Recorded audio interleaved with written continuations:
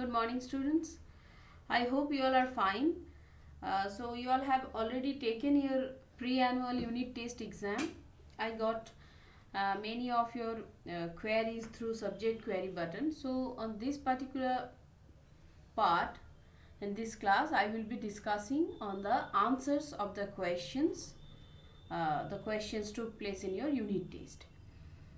So let us start. The first question was in option A, where you were asked to choose true or false. The first question was, in a friendly letter we should punctuate the date portion. So if you notice means if you notice the screen minutely, you will get the thing clear. Means for the word that makes the very statement either true or false, that is being highlighted. When it's a false answer, you will find the part where the main mistake took place in red, and when the answer is true, you will find it in green. So the first thing is, in a friendly letter we should punctuate the date portion. It's a false statement because we should not, whether it be a friendly letter or a formal letter, we should not punctuate the date portion. So the statement is obviously false. Question 2. Body part of the email is quite similar to friendly letter. Okay. So friendly is the word which is wrong actually. If the word it was not friendly, if the word was formal, then the answer is true. But here the word says it's friendly letter. So obviously the statement is false. Number 3. Creative title for a notice is a must. Obviously it's a true statement.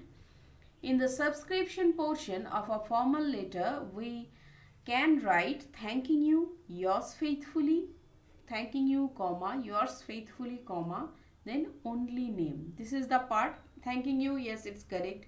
Yours faithfully, that is also correct. But only name is a wrong thing.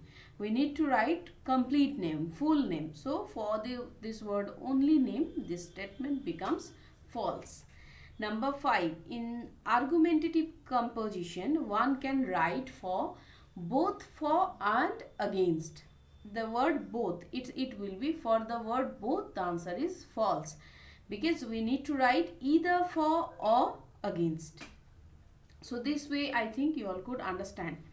Now question B, where we were asked to fill in the blanks with suitable determinants. So for the first question, we had a great time when we visited our sister. I found many students, they wrote my sister. See, I cannot cut. I will definitely provide marks if you write my sister. But if you follow the sentence minutely, the sentence is, we had a great time when we visited. So if you write it our, it goes nicely with the sentence. So our is the most appropriate answer, but I will consider my also. Number 2, can you buy me a cycle, dad? Here I will not consider anything except a.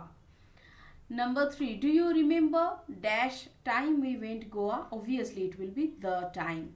So obviously this part, all these things I will not consider. Whatever the answer is supplied, the answers, all these answers were supplied before as well. So whatever be your answer, means if your answer matches with the answer provided by me, it's okay. But this number 2, 3, or let us see rest also, I will not consider. Number 4, when will you return dash English workbook? Obviously my English workbook. And it depends if anyone does when will you return his English workbook, that also I cannot cut. Okay. Number 5, many of these houses will be sold by the end of this month. Obviously it will be these. So this way determiners answers are. Then number C, choose the correct option. There we were asked to join the sentences without using and, but, or so, and correct answer was also supplied. And we all know that in case of joining or transformation, there are certain rules. While I taught that these chapters, I did mention once again I would like to remind you all that we cannot change meaning of the sentence and we need to follow the tense provided in the question sentence. So here question 1 is Mehuli helped Mehul, full stop. He will always be grateful. Okay, so the supplied answer, the correct answer is highlighted in green and wrong answer is obviously in red. The first option was Mehul will always be grateful for Mehuli's help. And number B was Mehul will never be grateful. So here the word never, it simply changes the meaning of the sentence. So obviously question A, option A will be the correct answer.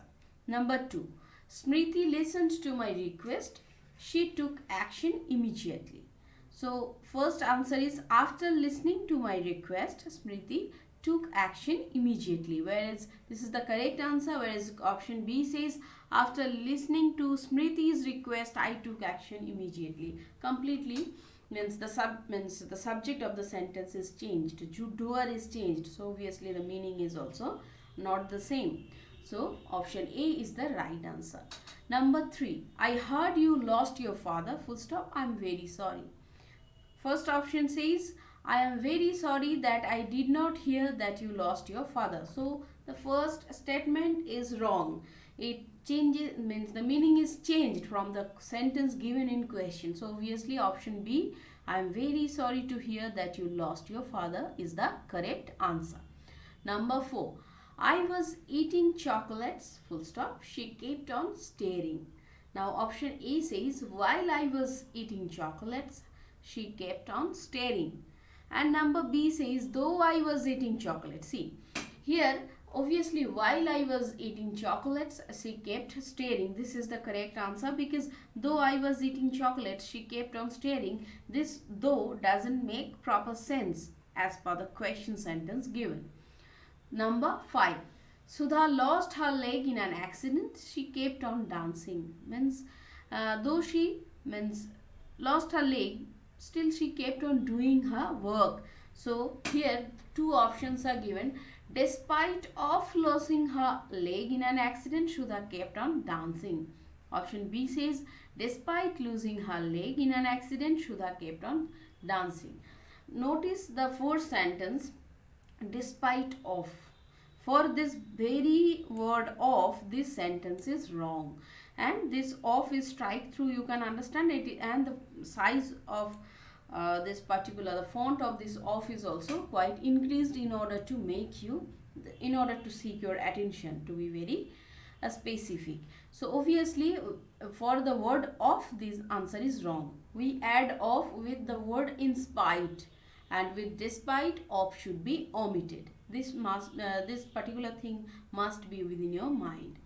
Then in question C only, first part was joining without using and but or so, and option means 2 was do as directed, means the things, the instruction will be within the bracket. So the first question is an honest man is trusted by all, and we need to begin with all. So all trust and honest, the same rule is applicable. You cannot change meaning of the sentence and you need to follow the tense provided in the question sentence. So the first sentence is an honest man is trusted by all, and we need to begin all trust an honest man. Option B says all do not trust an honest man. So obviously option A is the right answer because option B says something else than the question sentence. Then question 7. The criminal will be arrested. Will be arrested. And we need to end with the criminal. See, the first sentence says police will arrest the criminal, and option B says police arrested the criminal. Here in question sentence we find that the criminal will be arrested. So obviously option A is the right answer. Then question 8. I am not as rich as he, and we need to begin with he is, means it is given in positive degree and we need to make it comparative. So he is richer than me. This is the right answer because option B, the meaning of sentence B is different from the main sentence. Number 9. Their attitude surprised us, and we need to begin with we. That means we need to change it into passive. So we were surprised at their attitude.